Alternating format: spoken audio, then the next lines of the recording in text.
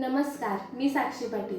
मनस्पर्श आयोजित स्वरचित काव्यवाचन स्पर्धा 2026-27 साठी कविता सादर करते. कवितेचं शीर्षक आहे एक अबोल पण परिपूर्ण प्रेम.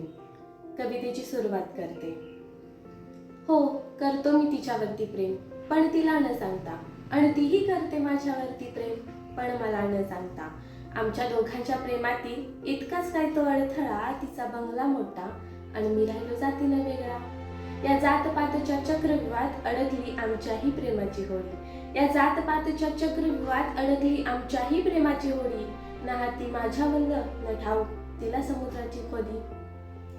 तरीही एका परिपक्व नाविकांसारखं दोघांनाही त्या किनाऱ्याची आस.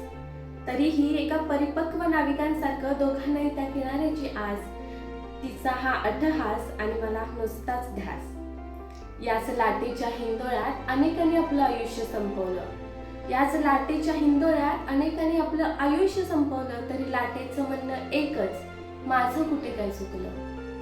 चुकलं त्या लाटेचं ना होडीचं. चुकलं त्या लाटेचं ना होडीचं. चुकलं होतं ते फक्त त्या जात नावाच्या वादळाचं. आता या वादळात माझाही श्वास गुदमरला. आता या वादळात माझाही श्वास गुदमरला. शेवटी एकच इच्छा, होऊ दे शेवट या रौद्ररूपी वादळाचा. होऊ दे शेवट या रौद्ररूपी वादळाचा. आणि पोहोचू दे आमची पूर्वजन्मीची होडी त्या किनाऱ्याला. आणि पोहोचू दे आमची पूर्वजन्मीची होडी त्या किनाऱ्याला.